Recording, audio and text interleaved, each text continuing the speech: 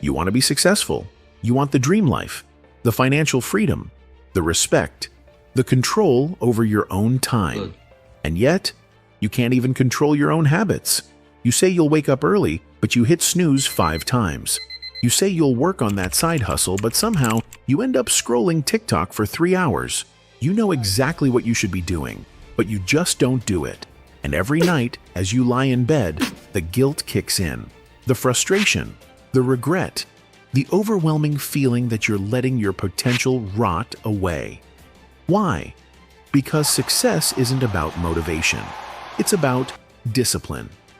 And discipline, that's the one thing you don't have. Or so you think. Because here's the truth. Discipline isn't something you're born with. It's something you build. And today, I'm going to show you exactly how. First, let's get one thing straight. If you struggle with discipline, it's not because you're weak or lazy. It's because your brain is wired to take the easy way out. And it's not your fault. It's just biology. See, your brain has one job: to keep you alive. Back in the caveman days, wasting energy on unnecessary tasks could literally get you killed. So your brain learned a simple rule: avoid discomfort, conserve energy. Fast forward to today, your brain still follows that rule. Except now, the threats aren't lions and starvation. Now, the threat is doing anything uncomfortable, like waking up early, going to the gym, or focusing on deep work. And instead of real danger, your brain convinces you that the smallest bit of effort is too much. So what happens? You avoid it. You put it off. You choose comfort instead.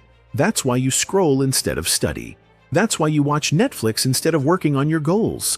That's why you keep saying, "I'll start tomorrow." Because discipline is unnatural. Your brain wasn't designed for it. Which means, if you want to be successful, you have to rewire your brain. And the good news? That's exactly what we're about to do. Most people fail at discipline because they try to go too hard, too fast. They set impossible goals. I'll wake up at 5 a.m. every day. I'll read 50 books this year. I'll work out 6 times a week. And guess what? They fail because willpower is weak, and when you rely on it, you burn out fast. Instead, here's the trick. Make it so easy you can't fail. This is called the 2-minute rule. Whatever habit you're trying to build, start by doing it for just 2 minutes. Want to read more? Read 1 page. Want to work out? Do 1 push-up. Want to wake up early? Get out of bed and stand for 2 minutes. It sounds ridiculous, right? But here's the secret. Starting is the hardest part. Once you take the first step, your brain switches modes, from resistance to action. And action leads to momentum. And momentum leads to habits. So stop trying to be an overnight discipline machine. Start with 2 minutes. And let discipline build itself. You know what's stronger than motivation? Systems. If you have to think about doing something, you're already losing, because thinking creates resistance, and resistance leads to procrastination. The trick? Make discipline automatic by setting up your environment so that you don't have a choice. For example, want to eat healthy? Don't buy junk food. If it's not in your house, you won't eat it. Want to work out? Lay out your gym clothes the night before. Want to stop wasting time on your phone? Put it in another room while you work. The less decisions you have to make, the easier it is to stay disciplined. Because discipline isn't about willpower. It's about making success your default setting. Here's something nobody tells you. You don't need more motivation. You need more pain.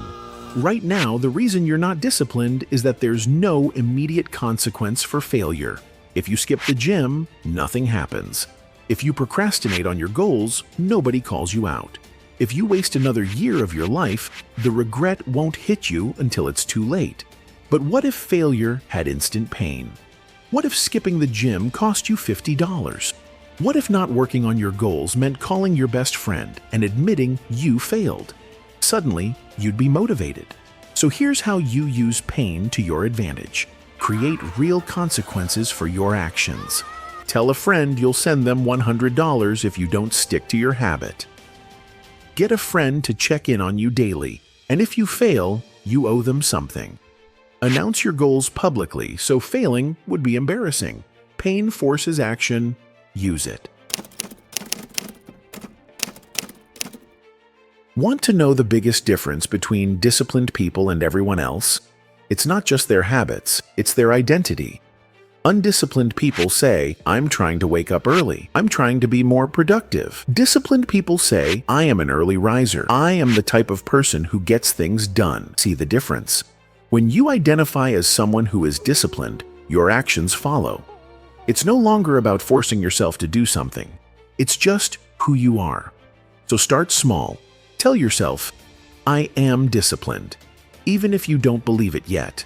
Because the more you say it, the more your brain accepts it. And once you become the kind of person who expects discipline from yourself, success becomes inevitable. So here's the deal. You can keep living like this, stuck, frustrated, letting another year slip away. Or you can take action. Not tomorrow, not next week, right now.